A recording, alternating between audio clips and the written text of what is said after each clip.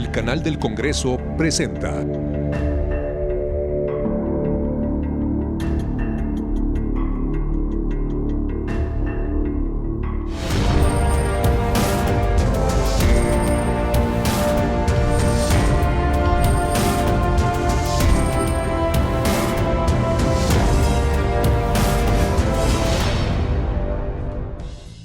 Hola, ¿qué tal? Soy Paulina Usigli y les doy la bienvenida a Cámara Alta. Dicen que aquello que no se pronuncia tiende a invisibilizarse. Por eso en el Senado se presentó una propuesta para definir con claridad el feminicidio infantil, debido a que en la ley no se especifica ni se reconoce claramente que este delito se extiende a las niñas y adolescentes y por lo tanto no se tipifica como tal. Bien dicen que más difícil que ser mujer en este país es ser niña, al referirse al terrible aumento de feminicidios en México que amenaza a las menores de edad. Y es que en México, cada 24 horas, al menos 11 mujeres son asesinadas de forma violenta. Aún es difícil saber cuántas de ellas son menores. De cada 4 feminicidios que hay en nuestro país, pues 1 ya es el feminicidio de una niña o de una adolescente. Lo cierto es que los feminicidios no son simples asesinatos. Son crímenes con un componente de odio hacia la mujer, quien previo a su muerte sufrió violencia sexual, tortura, amenazas o incomunicación. El feminicidio infantil, no todos los casos, pero muchos de ellos tienen que ver obviamente con la violencia sexual. La mayoría de estos crímenes de violencia sexual se dan dentro de los hogares, igual que los casos de feminicidio. Se dan por los padres, los tíos, los primos, los hermanos, los abuelos. Es terrible, los vecinos o donde viven los niños, las iglesias, los campos deportivos, pero casi invariablemente quien comete este crimen es alguien a quien el niño conoce o la niña y le tienen confianza. Hace menos de una década que podemos ver la palabra feminicidio en nuestras leyes. Cuando se tipificó el feminicidio en la Ciudad de México, el primer caso que se investigó y el primer caso que hubo sentencia, que fue el de la pequeña Tiffany. Pero eso no quiere decir que no sea necesario que dentro del feminicidio se tipifique.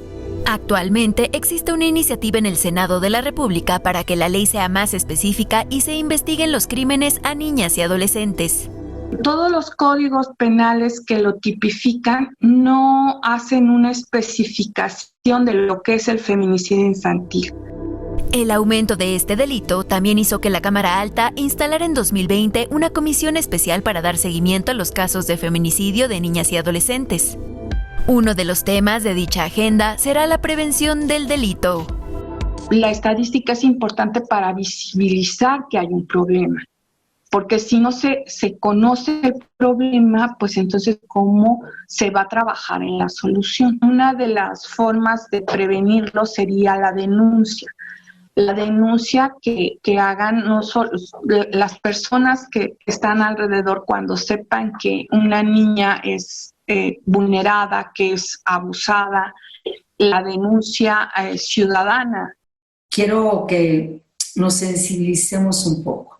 Que cuando hablamos de feminicidios, veamos el rostro de las niñas, veamos el rostro de un adolescente, veamos el rostro de Fátima, veamos el rostro de Sofía, veamos el rostro de tantas y tantas más.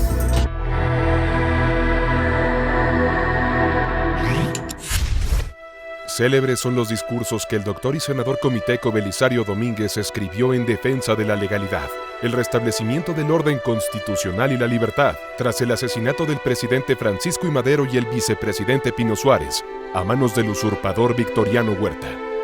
Sin embargo, cabe la posibilidad de que aquellas líneas impecablemente escritas hubiesen desaparecido de no ser por el valor de la mujer que, poniendo en riesgo su propia vida, se atrevió a imprimirlas. Su nombre, grábeselo bien: María Hernández Zarco. Mujer de familia liberal y nieta, nada menos que del célebre periodista y congresista Francisco Zarco, quien se había forjado como impresora en La Mujer Mexicana, la imprenta de Luz Fernández, viuda de Herrera, quien publicó, entre otras, La Voz de México y El Reformador. Las crónicas narran que tras la negativa del entonces presidente del Senado de publicar el discurso del doctor Belisario Domínguez, este acudió a la imprenta de don Adolfo Montes de Oca, quien también, por miedo, se negó a imprimirlo. Pero aquella joven empleada, quien había escuchado las razones del chiapaneco, le hizo señas para que le entregara el manuscrito y lo imprimiera a escondidas. Así, durante la siguiente sesión del Congreso, el doctor Domínguez pronunció otro discurso y al final repartió el manuscrito aclarando que, por fin, había encontrado un impresor honrado y sin miedo. ¿Queréis saber quién lo imprimió?, inquirió el senador. Voy a decirlo para honrar la gloria de la mujer mexicana. Lo imprimió una señorita. Tras el cobarde asesinato de Belisario Domínguez, el joven estudiante Luis Espinosa y Sóstenes Domínguez acudieron otra vez con la señorita Zarco para pedir nuevamente su ayuda a fin de imprimir el último discurso del senador y un grabado de su retrato. El título con el cual pidieron se imprimieran los documentos fue Palabras de un muerto, y desde luego que quien lo llevó a la imprenta fue la valiente señorita María Hernández Zarco.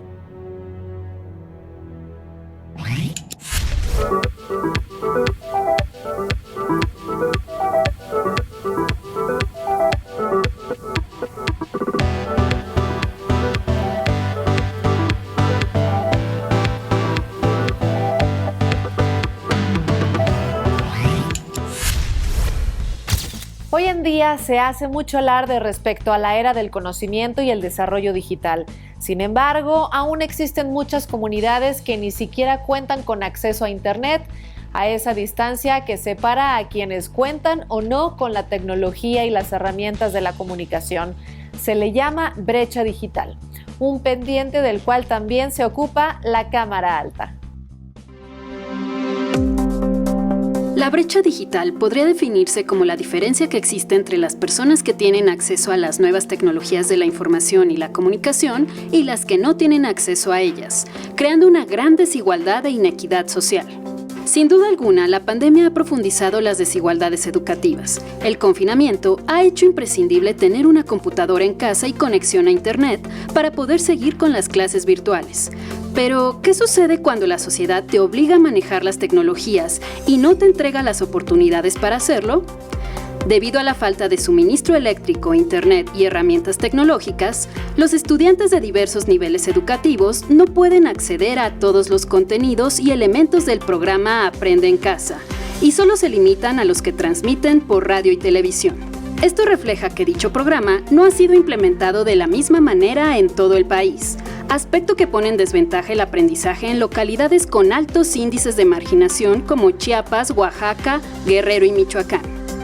Esta administración ha constatado que en este mundo tecnológico las plataformas digitales son una herramienta de gran utilidad en muchos aspectos de la vida pública y privada. De acuerdo con la Secretaría de Comunicaciones y Transportes, a junio de este año operaban 5.074 sitios públicos con conectividad satelital de acceso a Internet gratuito en localidades rurales con alto y muy alto grado de marginación, pero el 53% de estos terminaron su vigencia el pasado 30 de septiembre. Ante esta problemática, desde la Cámara Alta se ha hecho un exhorto a las Secretarías de Educación Pública, de Comunicaciones y Transportes, así como a la Comisión Federal de Electricidad, para trabajar coordinadamente a fin de reducir la brecha digital en las localidades rurales. Debemos de poner el acento en que estas plataformas deben reforzarse y poner énfasis en reducir la brecha digital a lo largo y ancho de la República Mexicana para otorgar mayor seguridad. Además, se pide a la SEP que redoble esfuerzos para aumentar el porcentaje de escuelas rurales con servicios de electricidad, internet y computadoras. Con ello se busca generar estrategias de inclusión digital para que las niñas, niños y adolescentes puedan acceder a todos los elementos del programa educativo Aprende en Casa, mejore la conectividad y que la población en general tenga mejor educación y bienestar.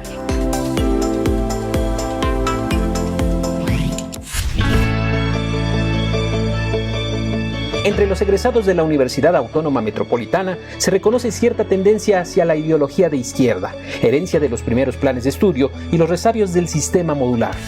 Dicho perfil hace sentido cuando el senador José Narro sube a tribuna, denuncia y pone el dedo en la llaga, con esa oratoria tan característica del luchador social que, si bien leyó El Capital, se forjó en el campo.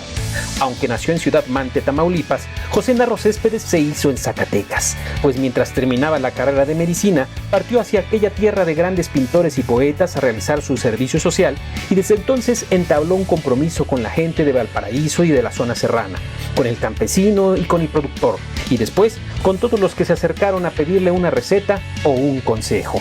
Así, entre antibióticos y gestiones para aliviar la pobreza, el galeno se fue curtiendo y aunque nunca dejó a la medicina como tal, se transformó desde temprano en un político nato. A comienzos de la década de 1990, el senador Narro participó en la formación y consolidación de distintas organizaciones de izquierda y del Partido del Trabajo, instituto político del que fue diputado local y federal por Zacatecas, posición que le permitió formar parte de la Comisión de Concordia y Pacificación durante el conflicto chiapaneco y donde seguramente tuvo contacto con otro presunto guamero, el subcomandante Marcos.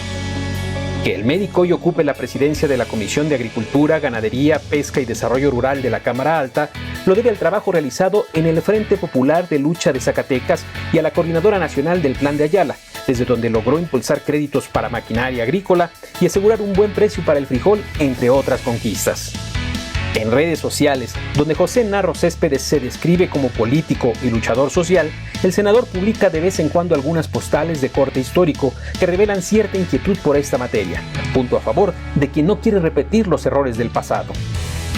Identificado con la nobleza del caballo, entusiasta del asado de boda zacatecano y enamorado del Cerro de la Bufa, el senador nunca ha descartado seguir los pasos de Villa, pero esa es otra historia. Nosotros nos quedamos por lo pronto con su labor legislativa en esta Cámara Alta. Senador José Narro Céspedes.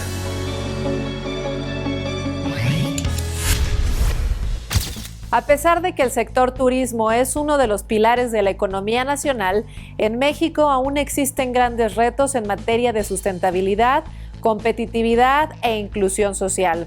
Por ello, en la Cámara Alta se aprobó una iniciativa para que se impulsen más investigaciones científicas que deriven en proyectos turísticos amigables con el medio ambiente, que generen más y mejores empleos y que impacten en la competitividad del propio sector.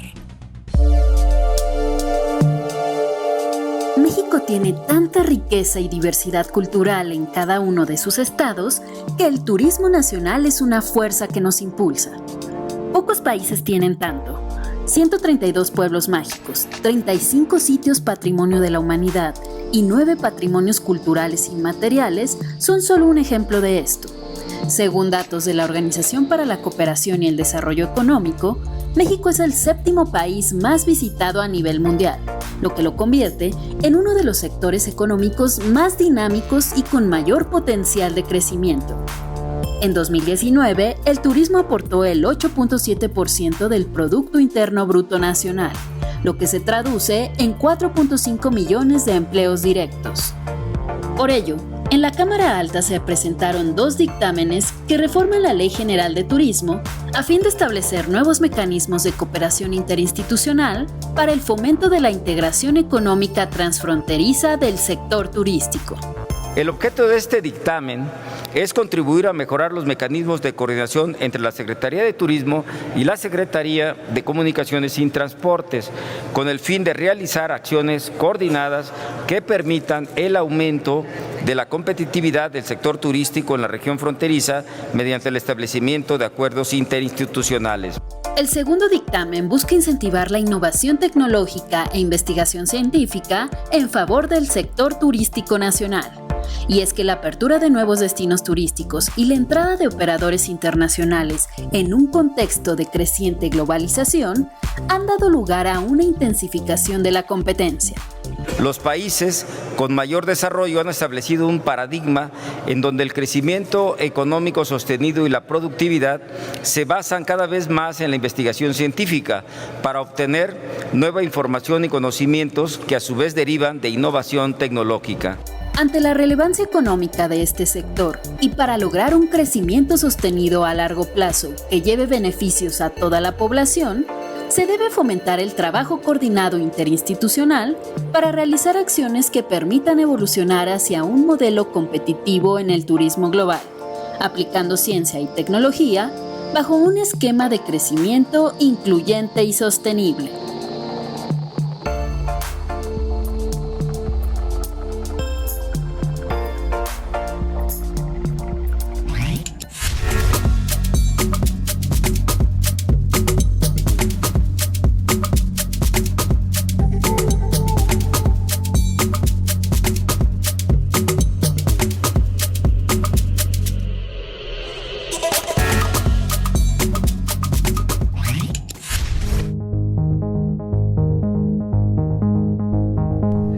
cultura lo abarca todo.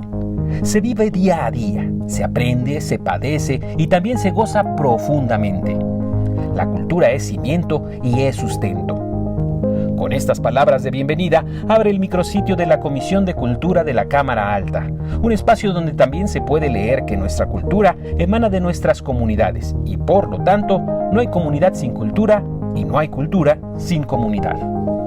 Por todas estas razones, el compromiso de las y los legisladores de la Comisión de Cultura se enfoca en los siguientes ejes de trabajo: ampliar la protección jurídica del patrimonio tangible e intangible, promover el incremento presupuestal en la materia, impulsar las más diversas expresiones artísticas, fortalecer las industrias creativas y garantizar que todos los mexicanos disfrutemos de los bienes y servicios culturales como lo estipula el artículo 4 de nuestra Constitución Política. La senadora Susana Harp preside la Comisión de Cultura y la acompañan en la Secretaría las senadoras Gloria Elizabeth Núñez y María Guadalupe Covarrubias Cervantes. Conoce al resto de los senadores y senadoras que integran a la Comisión Ordinaria de Cultura.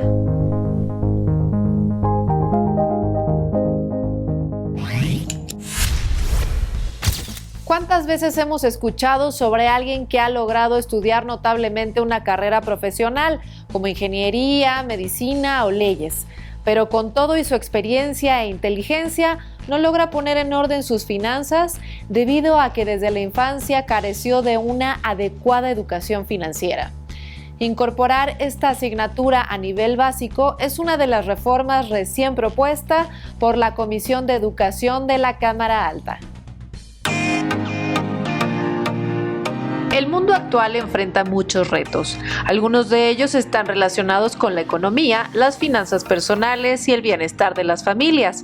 Es importante crear hábitos financieros desde una edad temprana para poder administrar y controlar adecuadamente nuestros recursos económicos a lo largo de la vida.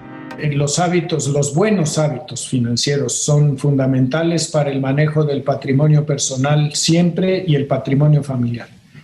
Y hay una enorme diferencia entre los buenos y los malos hábitos financieros. Entonces, dedicarle tiempo a analizar y ver las opciones, las preferencias, según el estilo de vida que uno tenga, el ingreso y los compromisos que tenga frente a sí. Hay, en esencia, tres tipos de herramientas que debe de pensar en usar, que son el ahorro ligado a un propósito, el crédito ligado a un fin y los medios de pago ligados a una forma de manejar el patrimonio. De acuerdo con datos de la Oficina de Información Científica y Tecnológica para el Congreso de la Unión, en México solo el 30% de la población cuenta con educación financiera, en contraste con países como Suecia, Noruega y Dinamarca, cuyos porcentajes se elevan a un 71%.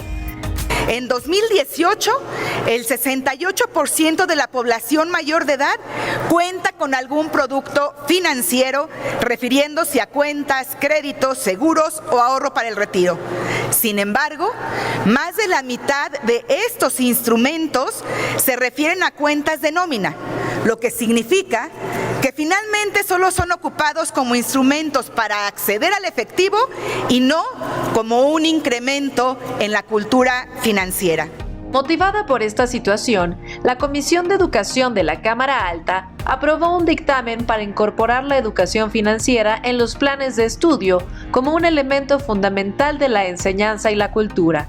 La reforma al artículo 52 de la Ley General de Educación establece que las autoridades educativas serán quienes elaboren, diseñen y apliquen métodos y programas para su enseñanza en todos los niveles educativos.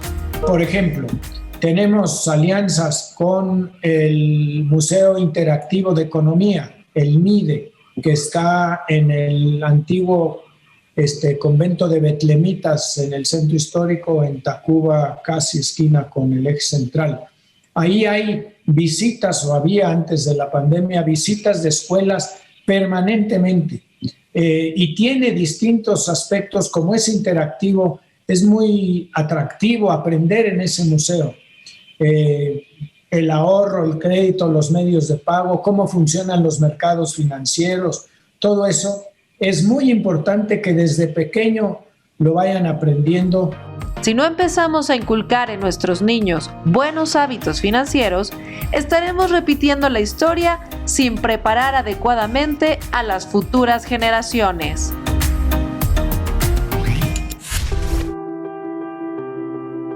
En marzo de 1911, al mando de un puñado de campesinos, un hombre con fama de domador de caballos y diestro jinete tomó las armas y se sumó al Plan de San Luis convocado por Francisco I. Madero para derrocar al régimen de Porfirio Díaz. Pero en realidad, él peleaba su propia guerra, la de su gente y la de su pueblo, por la restitución de sus tierras y la defensa de la libertad. Aquel hombre, nacido en Anenecuilco, Morelos, el 8 de agosto de 1879, de estatura mediana y piel quemada por el sol, tenía un bigote grande coronado por un lunar del lado derecho. Sus ojos eran oscuros y su mirada franca. A estas alturas parece que sobra mencionar su nombre, pero habrá que enunciarlo en virtud del regocijo que implica mentar a uno de los más populares caudillos de la Revolución Mexicana, símbolo del agrarismo, de las luchas campesinas y defensor de la libertad, mi general Emiliano Zapata Salazar. Varias son las historias que alimentan el mito del caudillo o el Atila del Sur, pero lo más relevante es que su figura encarna la virtud de la dignidad. Al sentirse traicionado por el presidente Madero, Zapata se levantó en franca rebeldía a través del Plan de Ayala, uno de los textos políticos de mayor trascendencia de la Revolución Mexicana y que convirtió al zapatismo en el movimiento agrario por excelencia. Durante la Convención Revolucionaria de Aguascalientes, los zapatistas establecieron una alianza con la División del Norte y le dieron un giro ideológico a la Asamblea, estableciendo al propio Plan de Ayala como plataforma para una nueva constitución. Algo que los carrancistas y todo el Grupo del Norte no iban a permitir y más tarde se lo habría de cobrar. Resignado a no poder llevar a cabo una revolución nacional, Zapata se concentró en concretar una revolución local y entre 1915 y 1916 llevaron a cabo una profunda reforma agraria al eliminar el régimen de las haciendas y repartir las tierras entre los pueblos y comunidades campesinas, un viejo encargo que pesaba sobre los hombros de Zapata desde los tiempos cuando fue nombrado presidente del Consejo de su pueblo.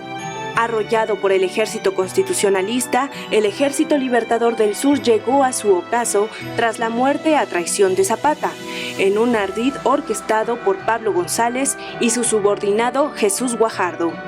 A las 2 de la tarde del 10 de abril de 1919, Zapata entró a la hacienda de Chinameca y una guardia lo esperaba, supuestamente para hacerle honores. Cuando el clarín tocó, los soldados descargaron a quemarropa 2 veces sus fusiles en contra del general Emiliano Zapata.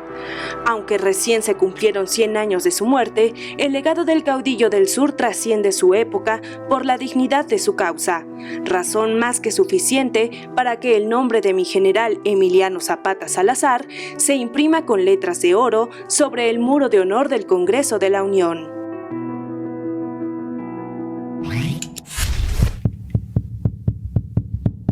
A fin de generar un espacio permanente de difusión cultural, gastronómica y turística, el Senado de la República avaló el decreto por el cual se declara el 2 de septiembre de cada año como Día Nacional del Cacao y el Chocolate. Los primeros en domesticar el cacao fueron los olmecas y posteriormente los mijes oqueanos, cultura que derivó de los olmecas y fueron los primeros en cultivar el cacao en el Soconusco de Chiapas. La planta de cacao se desarrolla en zonas tropicales húmedas y hoy se reconoce que fueron los mayas quienes difundieron su uso como parte de sus actividades culturales, de alimentación, medicina e incluso como instrumento de cambio o trueque. A pesar de su papel en la cultura mexicana, la producción nacional de cacao y chocolate ha disminuido y hoy en día el país solo aporta el 0.5% de la producción total mundial de la semilla del cacao. De ahí el interés del Senado por celebrarlo por vez primera en la sede de Reforma e Insurgentes e impulsar la difusión cultural, gastronómica y turística del cacao y el chocolate, un tesoro de México para el mundo.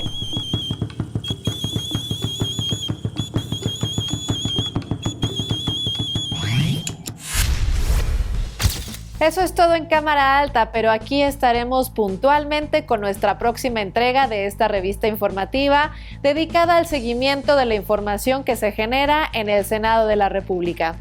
Comentarios y sugerencias, por favor, en los medios de contacto que ponemos a su disposición en este momento en pantalla.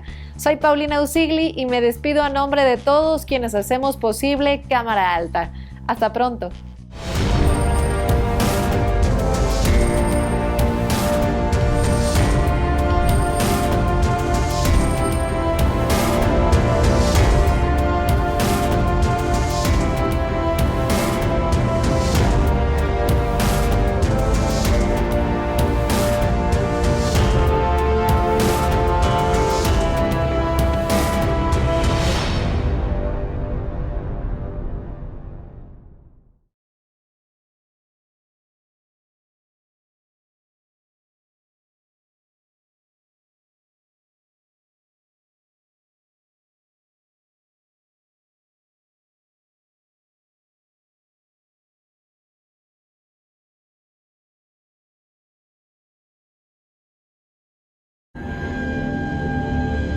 El canal del Congreso presentó